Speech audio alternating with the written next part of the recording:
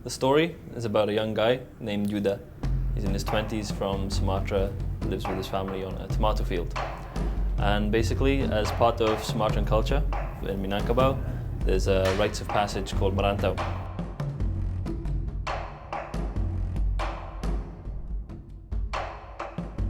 Seperti adat istiadat di Bukit Tinggi dan sekitarnya di wilayah Sumatera Barat, apabila sudah menginjak dewasa perlu ada pembuktian bahwa dia emang sudah mandiri dan siap, dan itu memang harus dibuktikan dengan cara merantau. Gue Iko Wais, di sini main sebagai Yuda. Yuda itu orang perantauan dari Minang yang nggak tahu apa-apa tentang Jakarta. Basic ceritanya adalah itu, terus dia pergi dari daerahnya. Dia berasal dari keluarga bersahaja, sederhana, dengan kehidupan yang begitu nyaman, begitu tenang, sebagai petani tomat.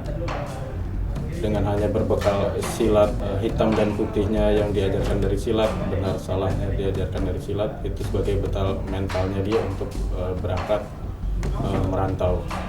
Telat itu ya. Makanya di sini juga ada yang tertinggal sama tembakan, kan ada yang digat yang keduanya. Kan pakai matras itu. Pas jatuh begitu kan, kalau biasa samping enak kan. Pas dada nyesek bang. Matras padahal itu.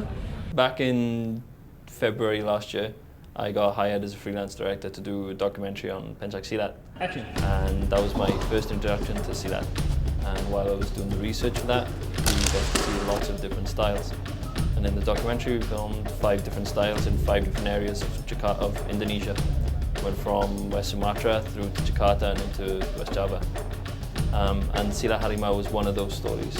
And in that documentary, one of the stories for the Silat Harimau was about a young student doing merantau.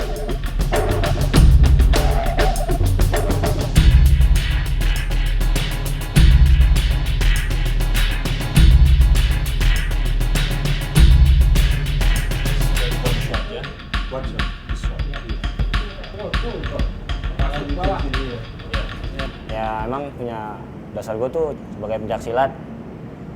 Terus ya kebetulan ada sutradara datang ke tempat perguruan.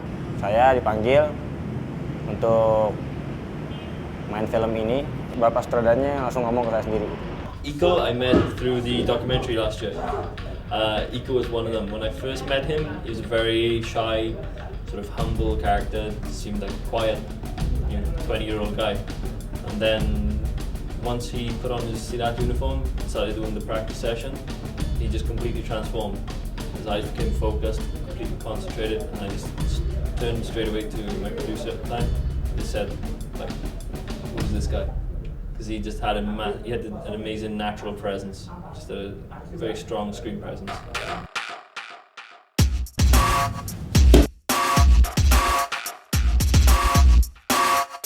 So basically, what we're hoping for this film is to have the same effect for Silat that Ombak did for Muay Thai.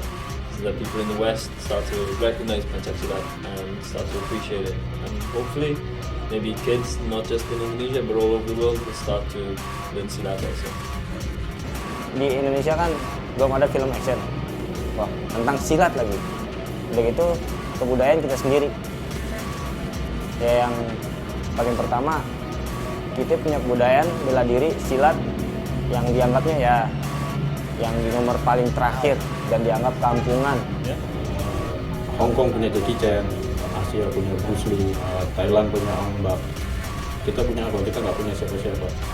Dan yang membuat saya benar-benar terketuk dan tertarik untuk bergabung sama Gareth adalah bahwa dia orang luar Indonesia, tapi dia ingin mengangkat mengambil momen itu bahwa Indonesia belum punya siapa-siapa dan kita punya silat.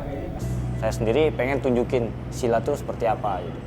Dan nggak kalah menariknya sama bela diri yang lain.